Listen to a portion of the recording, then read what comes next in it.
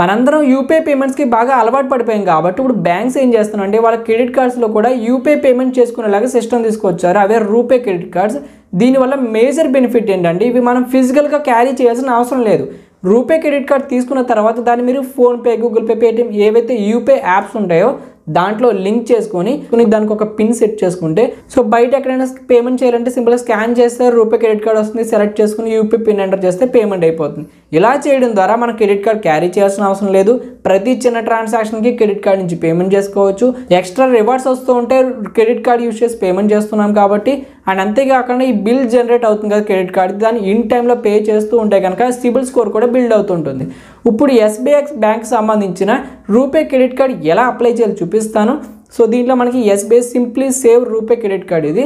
దీనికి సంబంధించి ఎటువంటి ఇన్కమ్ ప్రూఫ్ అయితే వాళ్ళు అడగట్లేదు. అప్లై చేసేటప్పుడు వీడియో కేవైసీ కూడా ఉండదు. మీ ఎలిజిబిలిటీ చెక్ చేసుకుంటారు. మ్యాక్సిమం సాలరీ కానీ సెల్ఫ్ ఎంప్లాయిడ్ కానీ, తక్కువ సాలరీ అయినా పర్వాలేదు, సెల్ఫ్ ఎంప్లాయిడ్ అయినా సరే మీకు ఈజీగా అప్రూవ్ అవుతుంది. ఈ ఎస్బీఐ రూపే క్రెడిట్ కార్డ్ సంబంధించిన బెనిఫిట్స్ ఏంటో చూసుకుందాం. సో ఇది తీసుకున్న తర్వాత మీరు 60 డేస్లోగా మీరు 2000 రూపీస్ కానీ స్పెండ్ చేసినట్టయితే మీకు 2000 రివార్డ్ పాయింట్స్ వస్తాయి. 2000 రివార్డ్ పాయింట్స్లో ఏంటంటే ఆల్మోస్ట్ 500 రూపీస్ వాల్యూ ఉంటాయి. వాటిని మీరు స్టేట్మెంట్లో కన్వర్ట్ చేసుకోవచ్చు, లేదంటే గిఫ్ట్ కార్డ్ కూడా తీసుకోవచ్చు. ఈ కార్డ్ని యూజ్ చేసుకుని మీరు బయట పేమెంట్ చేసినప్పుడు 10x రివార్డ్ పాయింట్స్ వస్తాయి. ఎక్కడంటే మనకి డిపార్ట్మెంటల్ స్టోర్స్ అంటే డీమార్ట్ కానీ, బిగ్ బజార్ అలాంటివి. అండ్ అంతేకాకుండా డైనింగ్కి, మూవీస్కి అండ్ గ్రోసరీ స్పెండ్స్కి మీకు 10x రివార్డ్ పాయింట్స్ వస్తాయి. అంటే అదర్ స్పెండ్స్కి 1 రివార్డ్ పాయింట్ వస్తూ ఉంటుంది ప్రతి 100 రూపీస్కి. అండ్ మనకి సేల్స్ టైంలో బాగా యూజ్ అవుతుంది కార్డ్ అనేది. మ్యాక్సిమం ఎస్బీఐ కార్డు మీద ఎక్కువ డిస్కౌంట్స్ వస్తుంటాయి. అండ్ ఇది రూపే క్రెడిట్ కార్డ్ కాబట్టి మీరు యూపీఐ పేమెంట్స్ అయితే ఈజీగా చేసుకోవచ్చు. మీరు యూపీఐ యాప్స్లో లింక్ చేసుకొని. అండ్ దీని ఫీజెస్ అండ్ ఛార్జెస్ చూసుకున్నట్టయితే మనకి జాయినింగ్ ఫీజు వచ్చి 499 ప్లస్ జిఎస్టీ ఉంది. అండ్ యాన్యువల్ ఫీజు వచ్చి 499 ప్లస్ జిఎస్టీ. ఇక్కడ గుర్తుపెట్టుకోండి, మనం కార్డు తీసుకున్న తర్వాత 2000 రూపీస్ స్పెండ్ చేస్తే 2000 రివార్డ్ పాయింట్స్ వస్తున్నాయి కదా, వాటి వాల్యూ 500 రూపీస్ ఉంటుంది. ఇక్కడ ఏదైతే మీరు జాయినింగ్ ఫీజు పే చేస్తున్నారో అది మీకు అక్కడ కవర్ అయిపోతుంది.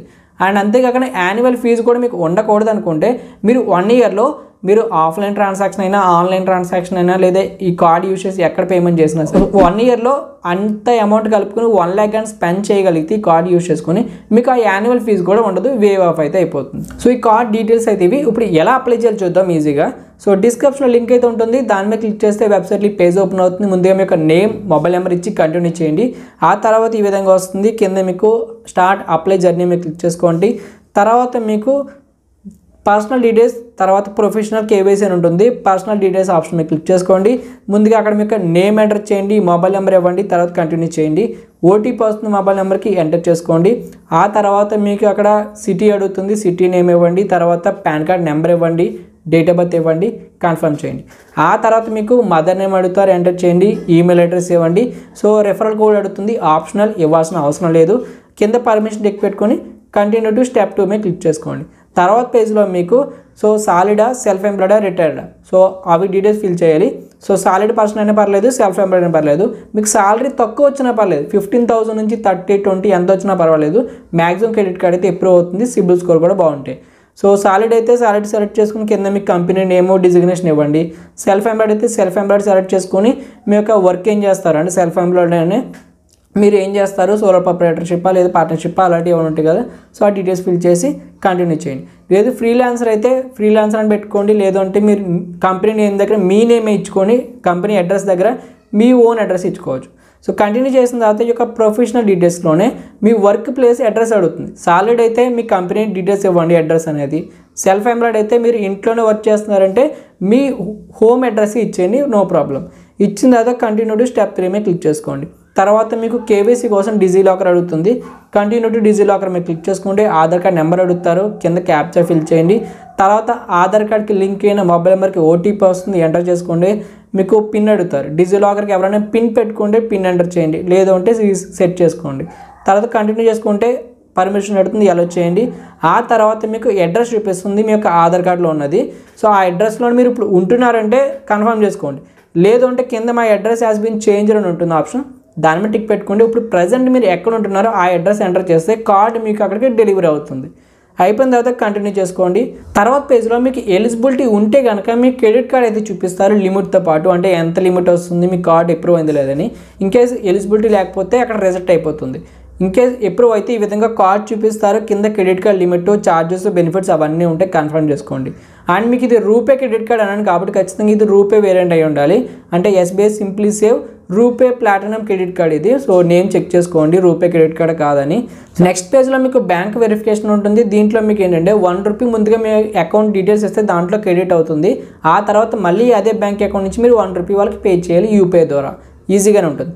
ఫస్ట్ మీరు కంటిన్యూ చేయగానే మీ ముందుగా మీకు బ్యాంక్ అకౌంట్ డీటెయిల్స్ ఇవ్వండి, నేమ్, అకౌంట్ నెంబర్, తర్వాత ఐఎఫ్ఎస్సి కోడ్ ఇచ్చిన తర్వాత కంటిన్యూ చేసుకోండి. ₹1 అనేది మీ యొక్క అకౌంట్లో క్రెడిట్ అవుతుంది మీరు ఇచ్చిన బ్యాంక్ అకౌంట్ డీటెయిల్స్లో.